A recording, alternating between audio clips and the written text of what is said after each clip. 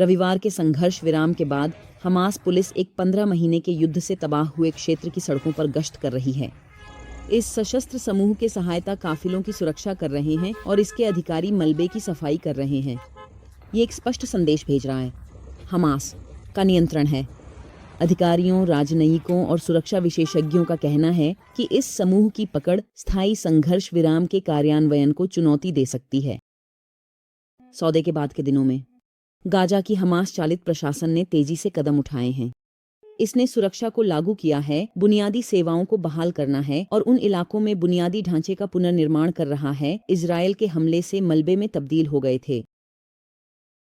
Israeli प्रधानमंत्री Benjamin Netanyahu ने Gaza युद्ध के बाद भविष्य का कोई दृष्टिकोण नहीं बताया, सिवाय उन्होंने कहा हमास की कोई भूमिका नहीं होनी चाहिए। उन्होंने कहा कि फिलिस्तीनी प्राधिकरण पश्चिमी तट का एक निकाय है जो आंशिक रूप से पश्चिमी तट का शासन करता है, वर्तमान नेतृत्व के तहत भरोसेमंद नहीं है। हाल के हफ्तों में इजरायली हवाई हमलों ने गाजा में निम्न स्तरीय प्रशासकों को निशाना बनाया है, जो स्पष्ट रूप से हमास के सरकारी नियंत्रण को तोड़ने के प्रयास में है। लेकिन गाजा सरकार के मीडिया कार्यालय ने कहा कि हमास चालित प्रशासन काम करना जारी रखता है। इसके निदेशक ने कहा कि हमास एक शून्य को रोकना चाहता था और उसने सहायता हेतु लगभग 700 पुलिसकर्मियों को नियुक्त किया है।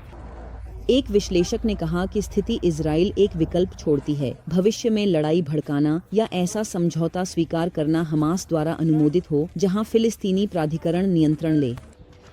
हालांकि उच्च स्तर के हमास अधिकारियों ने एकता सरकार के लिए समर्थन व्यक्त किया है, लेकिन फिलिस्तीनी प्राधिकरण के प्रमुख ने अपनी सहमति नहीं दी है। फिलिस्तीनी प्राधिकरण और न ही इजरायली सरकार ने टिप्पणी के लिए किए गए अनुरोधों का जवाब दिया।